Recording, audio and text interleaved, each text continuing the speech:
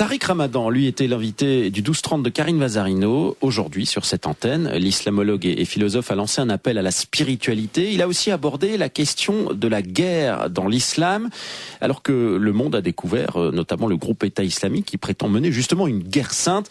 Écoutez cet extrait.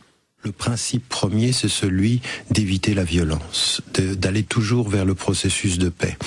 Toute guerre qui serait pour le pouvoir, l'argent, l'exploitation, la colonisation est en soi une guerre interdite.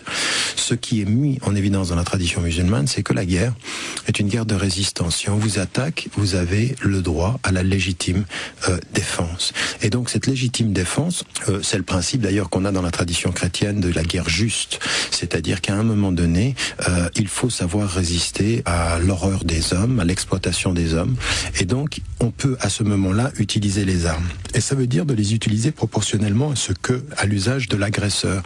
Mais il y a un autre principe, et j'en terminerai là, par rapport à la guerre, qui dit des choses extrêmement importantes. Il est interdit, et ça c'était un moment où le prophète de l'islam envoie une expédition au nord, il leur dit la chose suivante: vous ne vous attaquerez ni aux femmes, ni aux enfants, ni aux religieux, ni à la nature. Et vous voyez bien combien il faut pour nous aujourd'hui tenir un propos extrêmement clair sur ceux du Daesh ou sur ceux de l'État islamique qui tuent des innocents, qui s'en prennent à des musulmans, qui s'en prennent à des femmes et des hommes qui ne le sont pas, à ceux qui prennent des otages, au nom de l'islam. Et c'est au nom de l'islam qu'il faut dire que ceci est anti-islamique.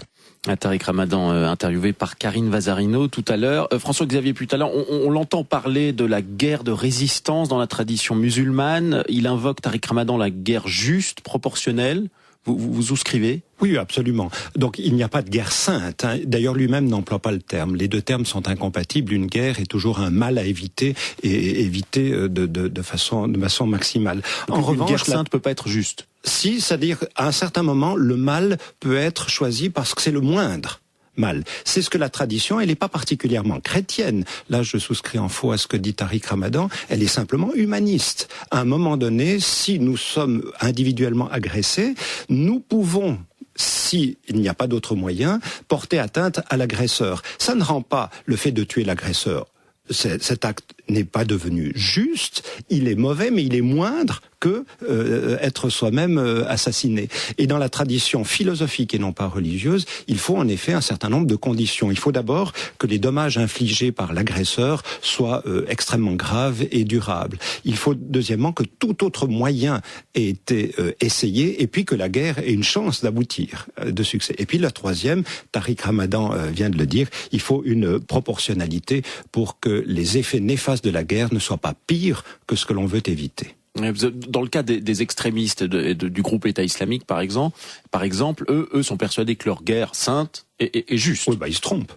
C'est même un scandale, c'est une injustice. Et finalement, toutes les personnes dans l'histoire qui ont commis des injustices atroces ont probablement pensé dans leur fort intérieur que c'était juste. Eh bien, objectivement, ils se trompent. C'est-à-dire que ce que Tariq Ramadan a dit, et puis ce que je viens de rappeler, sont des critères finalement objectifs pour qu'un acte de violence soit posé et légitimé dans certains cas. Et peu importe l'intention subjective de celui qui l'applique. Mais difficile de comprendre ou de faire comprendre cette distinction très fine sur le terrain.